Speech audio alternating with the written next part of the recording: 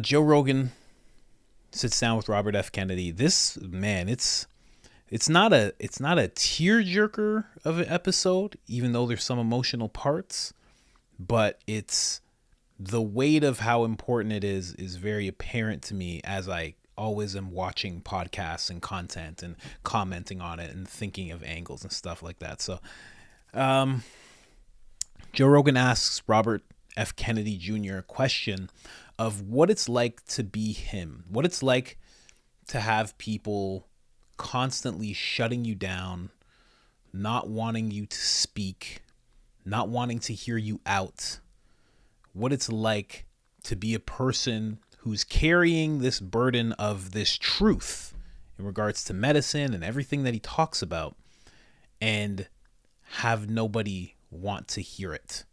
What does that feel like? And he gives this answer. It's a really, really great answer. Really presidential, in my opinion. I have to say, you guys know the site. I am CoachColin.com. Get all the stuff there. This is too important. I gotta, but we're gonna get back to it. Believe you me. Once I get over these feelings, let's get into it though. In answer to your question, this is a roundabout answer, but about 2 weeks before he died, my father gave me a book. And the book was a book by Camus, who was one of his favorite writers. My father, after my uncle's death, went through a period of kind of reassessment of his own sort of relationship with God and with the Catholic Church and religion. And he never rejected the Catholic Church. He always embraced it. But he began to look for meaning in other areas, in poetry and in Shakespeare, and particularly in the existentialists. So and one of the existentialists was Camus. And Camus had written this book called The Plague. My father gave it to me, and he told me with this kind of peculiar intensity, I want you to read this. And he always gave me stuff to read and poetry and stuff, but he said this with this directness that after he died, I ended up reading that book about 3 times, trying to figure out kind of what the message was that he was trying to give me. And the book is about a doctor who is in a city in North Africa where there is an unnamed plague ravaging the city. It's a walled city and it's quarantined. And the plague is something nobody's ever seen before. And most of the people who get it are dying. It's a huge infection fatality rate. And a lot of the book, the beginning is this conversation the doctor is having to himself as he's locked, in his room. And he's trying to say, I don't want to go out there because if I go out there, I'm going to catch it. And I can't really help these people anyway because we don't know, anything about this disease. We don't know how to treat it.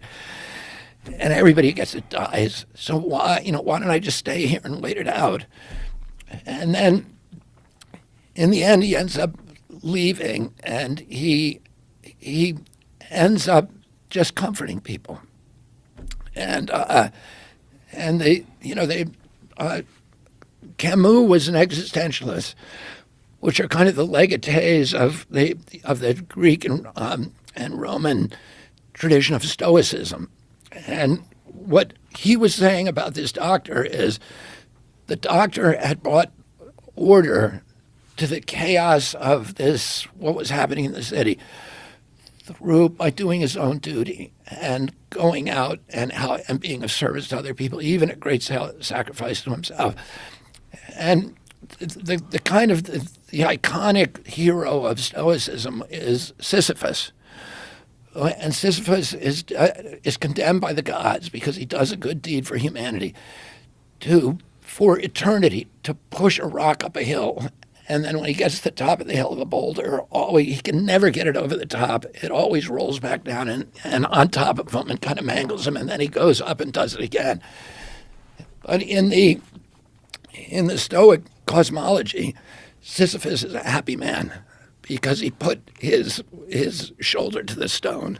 He was given a duty, and he does his duty, and that self-sacrifice that he makes brings order to a chaotic universe. And, we're all living in a kind of chaotic universe.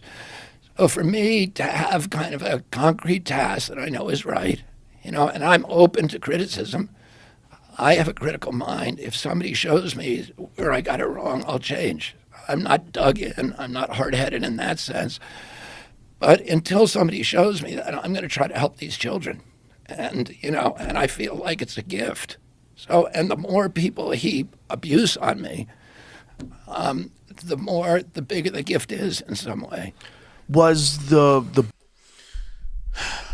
I want that guy to win. I want that guy to win. I hope that guy wins. Man. It's it's a great podcast again. And just the way he explained that, that's his story and that's how he feels about it, having the abuse heaped on. But even as he tells that story, I could see elements of Rogan in that, and I'm sure you can see elements of yourself in that. Just a very, very wise way to answer that question. A very noble way as well, because, you have to do what's right. It's integrity.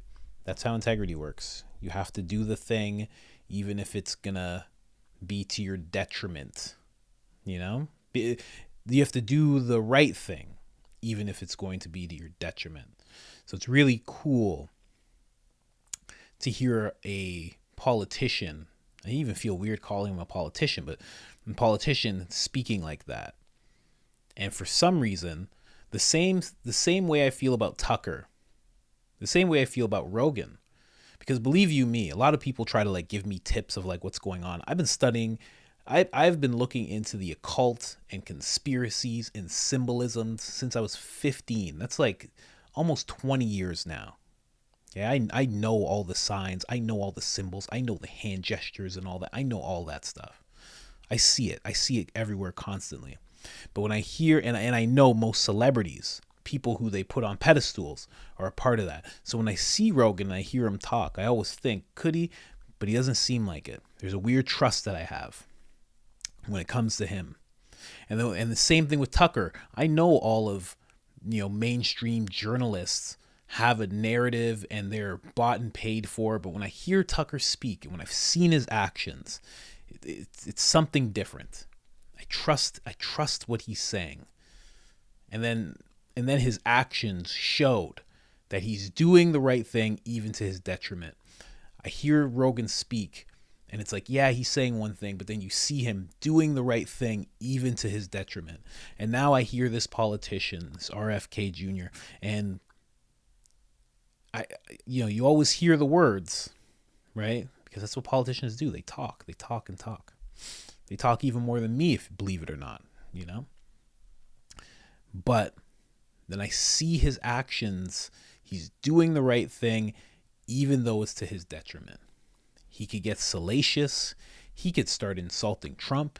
He has Rogan's ear. He could go all in. He's sitting with Theo Vaughn. He could have had Theo Vaughn insult. He could have done so many different things to DeSantis, this person, that person. He could have went the way that they all go, but he's not. He's going a different way. And in the James O'Keefe interview, he talks about his father just telling people the truth and connecting with people. And I see his actions in line with what he's saying. And there's just a trust there that I have. A trust that I hope some people, most people, everybody has with me when you watch these videos. I'm not a part of anything. I'm not a part of a group. There's no one behind me pulling strings. There's no people influencing what I say. Even when I receive emails, I don't give into it. Everything is my own thoughts. And I feel like those gentlemen that I just brought up are in the same vein as that. So just a really good episode again. Like the video. Please like the video. It helps so much. You have no idea. Boost me from the shadow realm. Please. I'm stuck in the shadow realm. Just great podcast. Episode 1999. JRE. Check it out. It's 3 hours and 14 or 16 minutes. Great. It's a great podcast. And if you kind of like RFK Jr. and you listen to this, you'll understand completely why you kind of like him. And it's going to push you to really like him. I haven't even finished it yet. And just great. Just great, man. Could be something really great for the country. But you're going to hear me say that a lot because I got like 8 more clips that I got to put out with this guy and Joe Rogan. So other than that, I'm out.